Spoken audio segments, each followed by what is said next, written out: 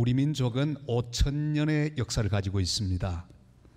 그러나 거의 1,000번 가까운 외침을 받았습니다. 그래서 수많은 피난의 경험을 가지고 있습니다. 중국이 쳐들어오면 피난 갔습니다. 일본이 쳐들어오면 또 피난을 갔습니다. 몽골이 내려오면 또 피난을 갔었습니다. 왕들도 피난을 많이 다녔습니다. 일반 백성의 피난이 아닌 왕의 피난을 몽진이라고도 말하지만 피난 가면 왕도 고생을 할 수밖에 없습니다. 근대사에도 우리나라는 피난을 많이 다녔습니다. 임시정부도 피난살이를 계속했습니다. 3.1 운동의 결과 상해 임시정부가 세워졌습니다. 1919년에서 1932년까지 상해에서 저 임시정부를 중심으로 독립운동을 했습니다. 그러다가 윤봉길 의사의 의거 후에 일본의 추격을 받게 되었습니다. 또 피난을 가죠. 그래서 남경, 장사, 광주, 유주, 기강 등 무려 8년 동안 피난 생활을 계속합니다. 그리고 다시 중경, 중칭이라고 하죠. 중경으로 옮겨서 1945년 독립을 얻을 때까지 중경에서 임시정부는 독립운동을 계속했습니다.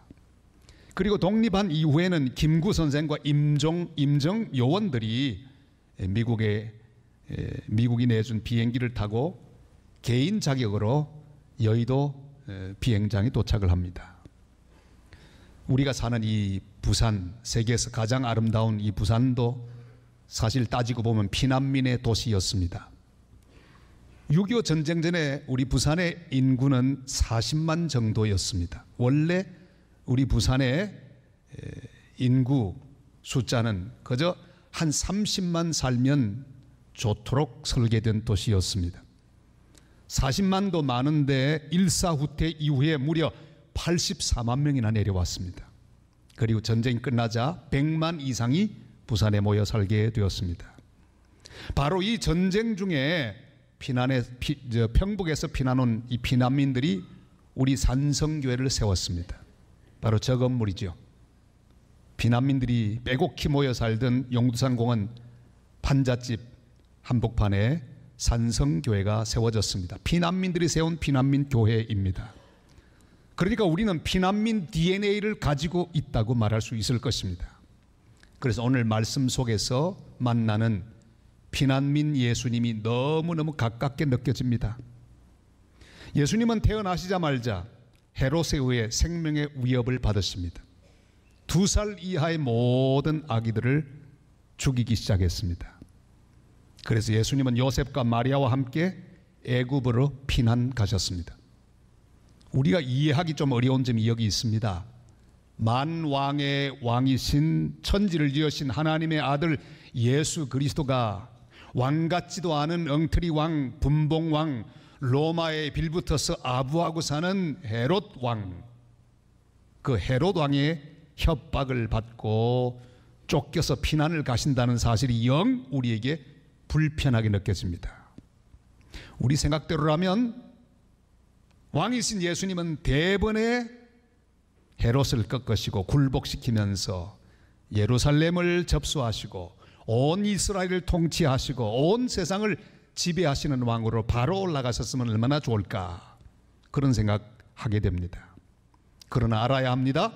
예수님이 애굽으로 피난 가신 것은 능력이 부족하거나 또 목숨을 구하려고 가신 것이 아니라는 사실이에요.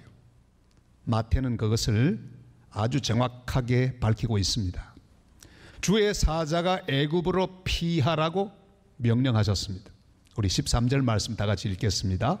그들이 떠난 후에 주의 사자가 요셉에게 현몽하여 이르되 헤롯이 아내를 찾아 죽이려 하니, 아기를 찾아 죽이려 하니 일어나 아기와 그의 어머니를 데리고 애굽으로 피하여 내가 네게 이르기까지 거기 있으라 하시니. 이것은 하나님의 명령이었습니다. 예수님을 향한 하나님의 계획은 이미 세워져 있었습니다. 마태복음의 저자 마태는 그것을 잘 설명하고 있습니다. 애굽은 이스라엘 백성들에게 잊을 수 없는 곳입니다. 430년 동안 종살이 하다가 모세 영도로 하나님 능력 가운데 출애굽하여 구원을 경험한 땅입니다. 그래서 호세아 11장 1절을 인용합니다. 다 같이요. 이스라엘이 어렸을 때 내가 사랑하여 내 아들을 애굽에서 불러냈거늘. 아멘. 출애굽하면 우리에게 떠오르는 인물이 있습니다. 바로 모세입니다. 모세는 40년간 애굽의 왕자, 애굽의 지도자, 통치자, 권력자로 영화를 누렸습니다. 그러나 왕자로서는 이스라엘 백성을 구출할 수 없었습니다. 그는 도망자가 됩니다. 40년 가까이 광야에 이름 없는 목자로 살았습니다. 그리고 애굽으로 돌아가서 바로에게 내 백성을 가게 하라 선포하셨습니다. 예수님께서 앞으로 하실 일이 바로 그 일인 것을 잘 알고 계셨습니다. 모세가 이스라엘 백성을 구출하는 것처럼 예수님이 애굽으로 가셔서 모든 죄악에 매여 고통당하는 사람들을 구원하는 사역을 하실 것을 보여주시기 위함입니다. 옛날 모세처럼 도망자가 되어서 힘없이 도피하는 것처럼 보이지만 그가 바로 우리를 구원하실 그 예수님이십니다. 우리를 영적 출애굽 완성하게 하시는 거룩한 주님이십니다. 바울 역시 죄수의 모습으로 힘없는 자처럼 알렉산드리아 호를 타고 로마로 압송되었습니다. 그러나 그 어떤 영웅적인 장군도 못한 일을 로마에서 감당했습니다.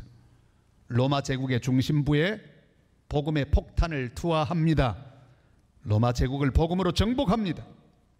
요셉도 연약한 죄수의 모습으로 애굽의 감옥에 있었지만 하나님께서 정하신 13년이 지나자 애굽의 총리 대신이 되어 백성들을 기근에서 구출하는 놀라운 도구가 되었습니다. 사실 따지고 보면 예수님만 피난 가신 것이 아닙니다.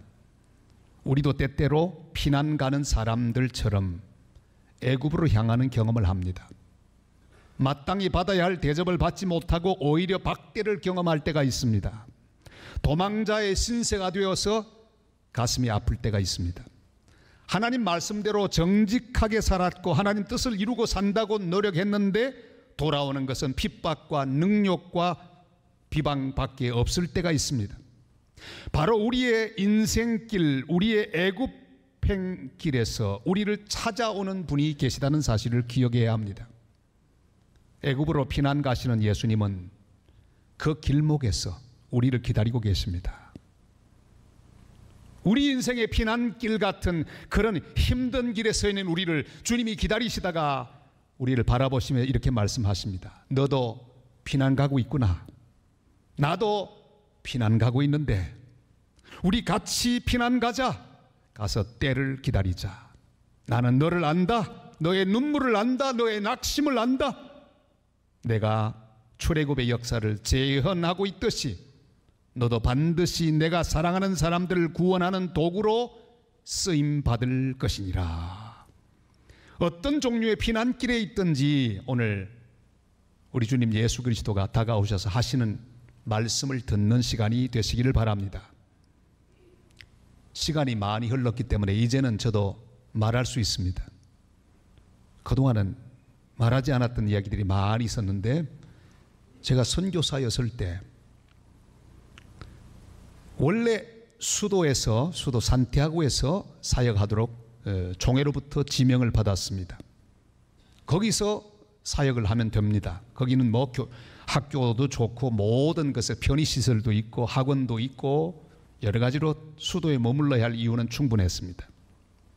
편안하게 사역할 수 있는 모든 환경이 수도에 있었습니다. 그런데 어느 날 선배 선교사가 저를 불렀습니다. 그리고는 떠나가라.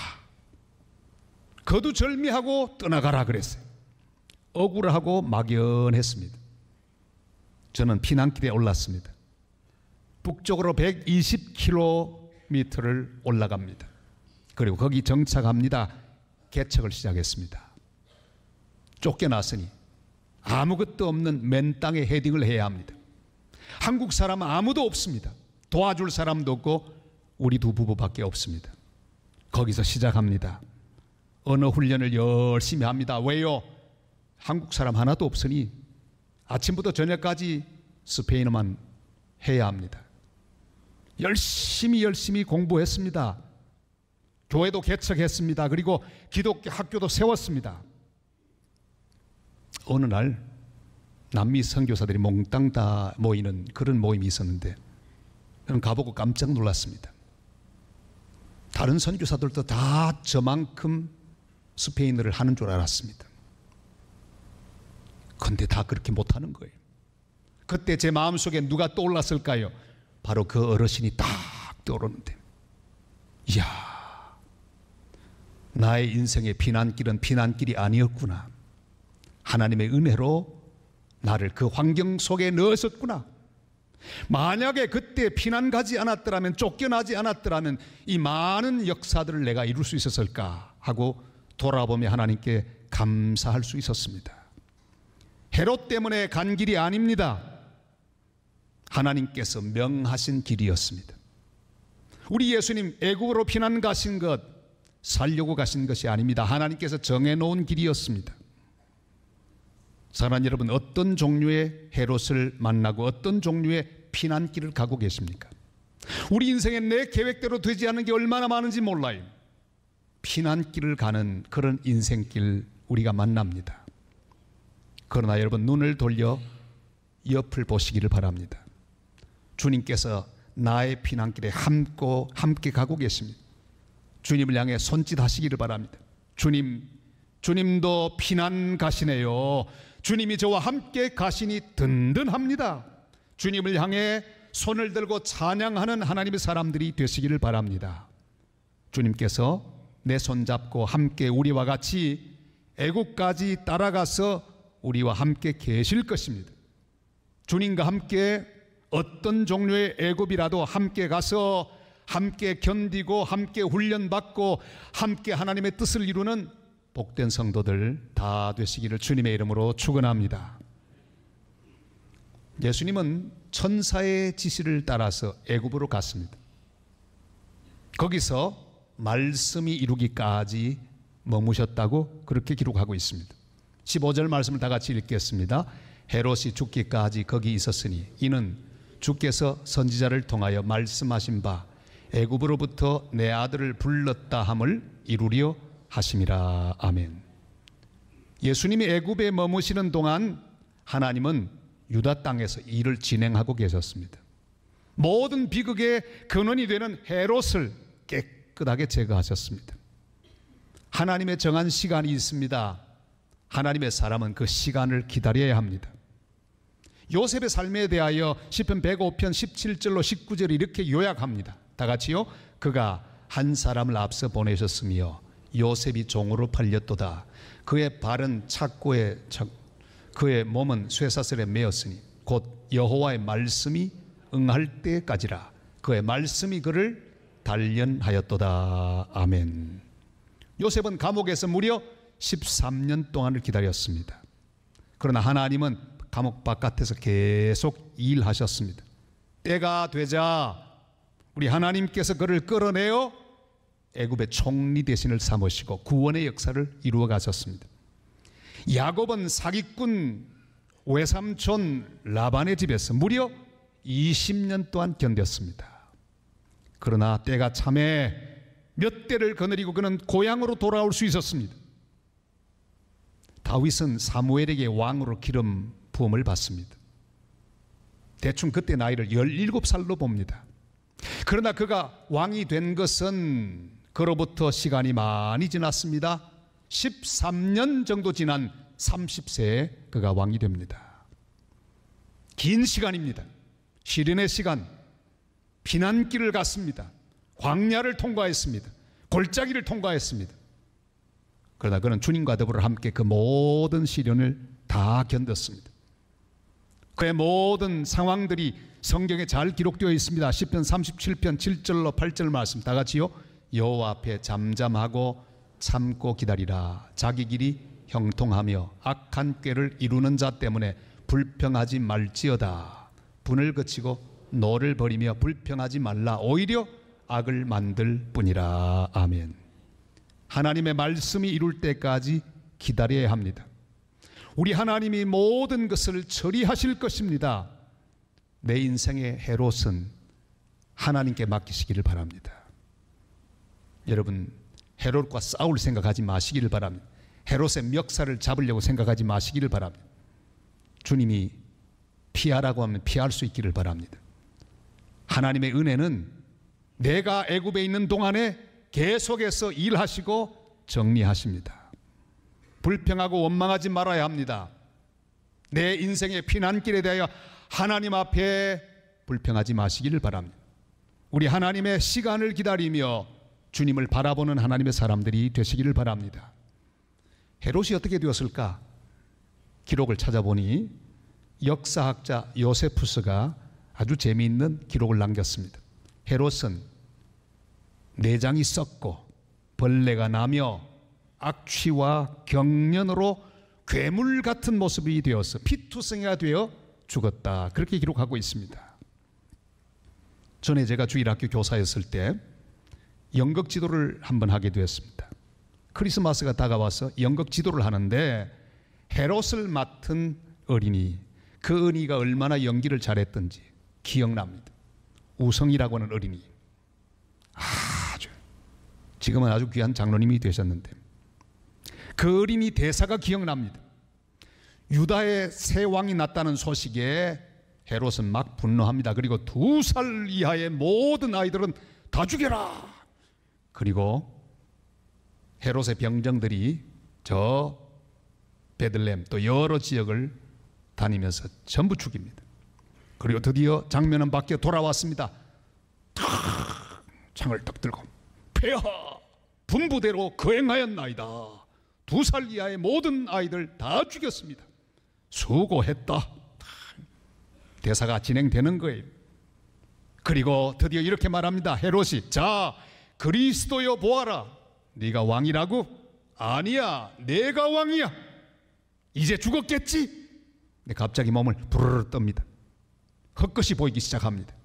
환각 가운데 빠지기 시작합니다. 아니, 아직 죽지 않았어? 내가 죽여주마. 그러고는 찌릅니다. 허공을 찌르다가 그만 실수하여 자기 배를 확 찌르게 되죠. 하고 넘어져. 그리고 쓰러져 죽어가면서 자기 왕자를 향해 한 걸음 한 걸음 가서 마지막 순간에 탁 의자를 잡는데 그렇게 제가 연출을 했습니다. 얼마나 박수를 많이 받았을지 몰라요. 여러분, 헤롯이 어떻게 죽었는가 그건 중요한 일이 아닙니다. 중요한 것은 하나님께서 깨끗하게 정리하신다는 사실입니다. 모두 주님께 맡기고 주님과 함께 기다리며 내일을 준비하는 복된 성도들 다 되시기를 주님의 이름으로 축원합니다. 헤롯은 죽었습니다. 드디어 주의 사자가 말합니다. 일어나 이스라엘 땅으로 가라. 우리 20절로 21절까지 말씀을 읽습니다. 일어나 아기와 그의 어머니를 데리고 이스라엘 땅으로 가라. 아기의 목숨을 찾던 자들이 죽었느니라 하시니 요셉이 일어나 아기와 그의 어머니를 데리고 이스라엘 땅으로 들어가니라. 아멘. 예수님이 몇 년 동안 애굽에 머물렀는지는 잘 모릅니다. 그러나 자료를 종합해 보면 3년 정도 머물렀다 보는 것이 옳습니다. 주의 사자는 예수님 일행을 다시 이스라엘로 돌아가라고 명하십니다. 모든 일에는 때가 있고 기한이 있습니다. 주님께서 길을 여시면 앞으로 나가야 합니다. 감옥에 있던 요셉 앞에 활짝 열린 문이 있었습니다. 주님이 끌어내셨을 때 그는 주님과 함께 나아가 구원의 역사를 이루었습니다. 유다 광야의 도망자 다윗에게 문이 열렸습니다. 그는 앞으로 나아가 다윗 왕국을 세우는 왕이 되었습니다. 메시아 왕국의 예표가 되는 다윗 왕국은 그렇게 세워졌습니다. 미디안 광야의 도망자 모세에게 때가 참에 하나님이 문을 열어주셨습니다. 호렙산 꼭대기에서 모세를 불러주셨습니다. 애굽으로 보내시고 출애굽의 역사를 이루게 하셨습니다. 하나님이 가라고 하시면 가야 합니다. 앞으로 나아가면 홍해는 갈라질 것입니다. 요단강은 멈추어 설 것입니다. 여리고성은 무너질 것입니다. 주님이 어떻게 하시는지를 보아야 합니다. 주님이 가시는 쪽으로 우리도 가야 합니다. 광야의 이스라엘 백성들은 장막 위에 구름을 보았습니다. 이 구름 기둥 떠오르면 그들은 장막을 걷고 행진합니다. 아무리 머물고 싶어도 일어나서 행진했습니다. 예수님이 나사로가 아픈 소식을 듣고 유다 땅으로 가려고 했습니다. 제자들이 말리죠. 선생님, 위험합니다. 방금도 돌로 들어 치려고 했는데 또 가시려고 합니까? 여러분, 주님이 가시려고 하는데 그 길을 만류하는 제자가 되면 곤란합니다. 그런데 도마는 이렇게 고백합니다. 요한복음 11장 16절 말씀이죠. 다 같이요. 디두모라고도 하는 도마가 다른 제자들에게 말하되 우리도 주와 함께 죽으러 가자 하니라. 아멘. 얼마나 멋집니까? 예수님이 가는 길 나도 가겠다. 우리도 같이 가자. 그 방향으로 그들은 가기로 결정합니다. 우리 인생에 어쩔 수 없는 피난길이 있습니다. 그러나 계속 피난 다니는 인생으로 끝날 사람은 아무도 없습니다. 피난 가는 때가 있습니다. 그러나 하나님께서는 그 피난의 시간을 마치고 다시금 이스라엘로 돌아갈 수 있도록 사명을 허락하시고 또한 하나님께서 일을 주시며 우리를 인도하실 때가 있습니다. 주님을 따라 이스라엘 땅으로 가야 합니다. 사명의 땅으로 가야 합니다. 예루살렘으로 올라가야 합니다. 갈보리 언덕으로 올라가야 합니다. 피땀 흘린 동산까지 올라가야 합니다. 쿠바는 1959년에 공산혁명을 했습니다. 여복판에 있는 저 사람이 체게바라 알죠? 왼쪽에 있는 사람이 피델 카스트로, 이쪽 두 사람을 중심으로 공산혁명을 했습니다. 그들은 30년 동안 소련에 줄 섰습니다. 경제 원조에 의존합니다. 80% 이상의 수출입을 소련에 의존합니다. 그 대가로 소련은 석유를 아주 값싸게 공급했습니다. 그들이 파는 사탕수수를 아주 비싼 값에 사주었습니다. 소련이 썩은 동아줄인 줄 몰랐습니다. 그들이 그렇게 의지하던 소련이 와르르 무너집니다. 무너지고 나면 좀 정신을 차리면 될 텐데 쿠바는 2000년이 되자 새로운 동아줄 또 하나 잡습니다. 우고 차베스, 바로 이 사람이죠. 베네수엘라의 대통령. 석유를 베네수엘라에서 반값에 들여옵니다. 쿠바는 의사와 교수, 군사 고문단을 보내었습니다. 1914년에 수입의 39.8%, 수출의 42.6%, 이 많은 양의 수입 수출을 베네수엘라를 통해 이루었습니다. 베네수엘라 역시 썩은 동아줄이었어요. 베네수엘라가 허물어지자 쿠바는 엉망이 되고 말았습니다. 지금 상태의 쿠바, 희망이 별로 없습니다. 제대로 보는 사람이 없기 때문입니다. 바른 지도자가 없기 때문입니다. 줄을 설 줄 몰라서 그렇습니다. 바로 따라갈 길을 보여줄 멘토를 만나지 못해서 그렇습니다. 사랑하는 여러분, 우리 인생길에 함부로 줄 서면 안 됩니다. 함부로 따라가면 안 됩니다. 우리는 주님께 가까이 있어야 합니다. 주님이 우하시면 나도 우하고, 주님이 좌하시면 우리도 좌해야 합니다. 주님이 온전한 삶을 살고 하나님의 구원을 이루신 것처럼 우리도 주님의 놀라운 사역을 위해, 교회를 위해, 선교를 위하여 복된 도구들로 쓰임받는 귀한 성도들 다 되시기를 주님의 이름으로 축원합니다.